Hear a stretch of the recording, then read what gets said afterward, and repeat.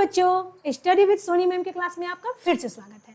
और आज मैं उन बच्चों से एक मैसेज देना चाहूँगी कि जो बच्चे पढ़ने पर कम और बोलते बस हो जाएगा, सब कुछ हो जाएगा मैम, नहीं, हाँ हो जाएगा, 10 की तैयारी बस हो जाएगी, अभी समय है ना, 2 महीना 1 महीना। तो मैं बस उन बच्चों से यही कहेंगे बेटा कि हवाओं के भरोसे मत उड़ो, चट्टानें तूफानों का भी रुख मोड़ देती है। हवाओं के भरोसे मत उड़, चट्टानें जो होती हैं वो तूफानों का मुख रोक देती है। अपने पंखों पर उड़ो, हवाओं के भरोसे तो पतंगे उड़ा करती है। बेटा अगर आज के बारे में अगर आप सोचोगे तभी आपका कल बेहतर होगा, क्योंकि अगर आप कल के बारे में सोचोगे तो आज से आपका ध्यान हट जाएगा। तो बेटा जब भी समय मिले, जितना समय मिले, खूब मेहनत करो, खूब पढ़ो। और आज हम इसी मैथ के सीरीज को जारी रखते हैं और आज का क्लास हमारा है वही 2 चरों वाला रैखिक समीकरण का पार्ट 6।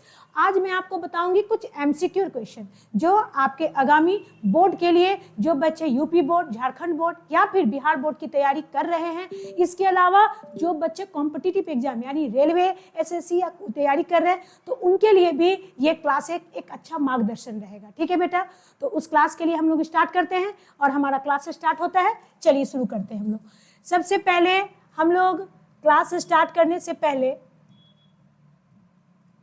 हम लोग कुछ क्वेश्चन देखते हैं। ठीक है, आज हम लोग देखते हैं 2 चरों वाले रैखिक समीकरण का कुछ एमसीक्यू क्वेश्चन है जो 2026 के लिए इंपॉर्टेंट है। ठीक है, ये क्वेश्चन क्या है, मैं थोड़ा कलर चेंज कर लेती हूँ। ठीक है बच्चों, ताकि आप लोग को कोई कंफ्यूजन ना हो।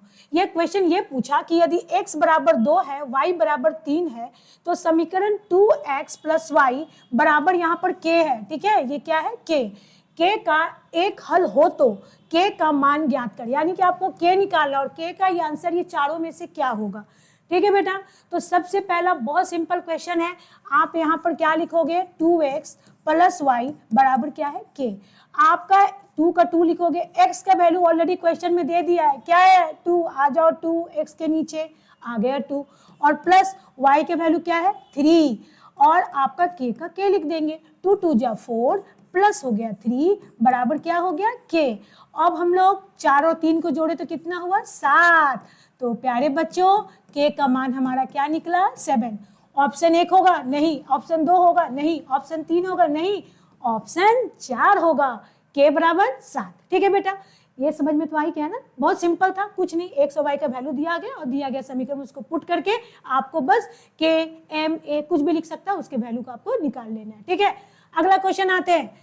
x अगर a है, y अगर b है, तो x - y बराबर 2 और x + y बराबर 4 है, तो आपको यहाँ a निकालना है और ये b निकालना है, कुछ नहीं करना है।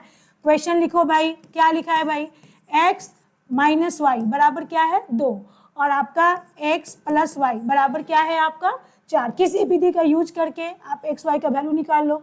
x को जोड़ा तो कितना आया 2x, और 4 और 2 को जोड़ा तो कितना आया 6। तो x बराबर आपका आ गया 6/2, 6 से कट गया 3, x बराबर आपका 3।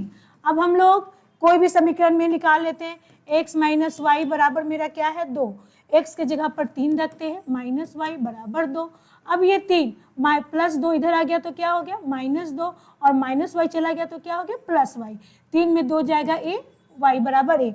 तो आपसे पहले बोल दिया कि x यहाँ पर a है और x का वैल्यू आपने कितना निकाला 3, y आपका b है और b का वैल्यू आपने कितना निकाला 1, यानी कि x बराबर 3 होगा और b और y बराबर क्या होगा 1।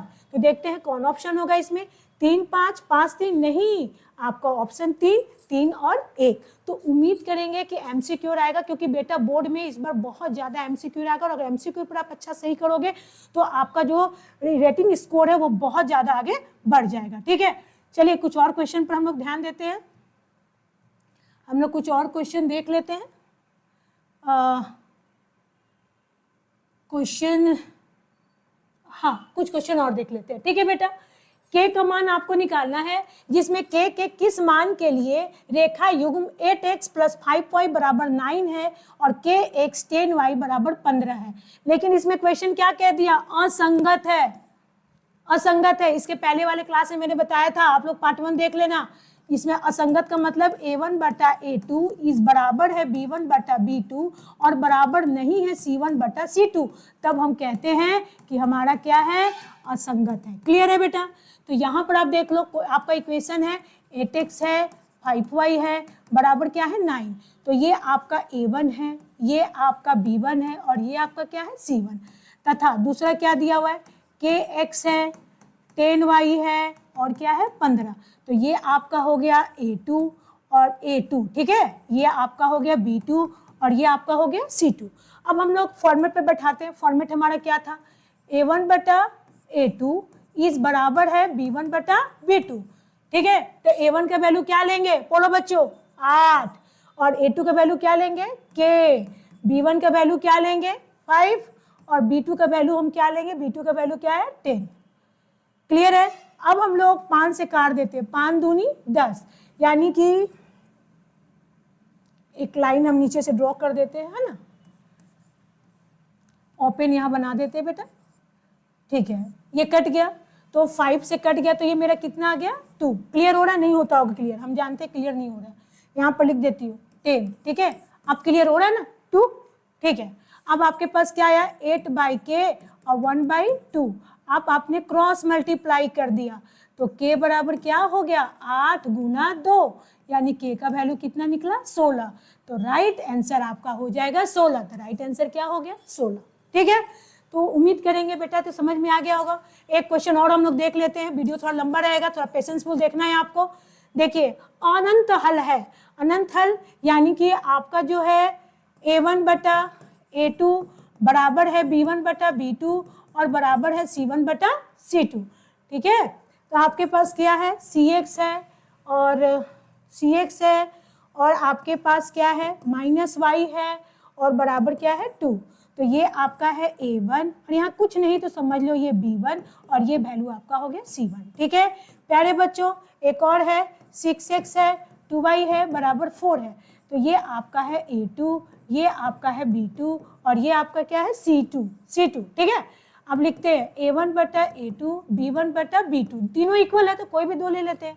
अब a1 के जगह पर क्या है भाई c और a2 के जगह पर मेरा क्या है 6, b1 के जगह पर क्या है मेरे पास -1 और b2 के जगह पर है -2। ये कैंसिल हो गया, क्रॉस मल्टीप्लाई कर दो, तो c गुना 2 और 1 इंटू 6, तो आपका c बराबर 6/2 काट दिए तो कितना है 3।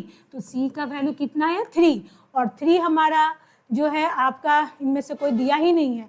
तो राइट आंसर हमारा हो जाएगा आपका इनमें से कोई नहीं, क्योंकि c का वैल्यू तो कुछ दिया नहीं है तो कोई वैल्यू नहीं दिया, क्योंकि माइनस यहाँ पर है, यहाँ प्लस नहीं है, यहाँ क्या है माइनस है और हमारा आया हुआ आंसर क्या है प्लस है।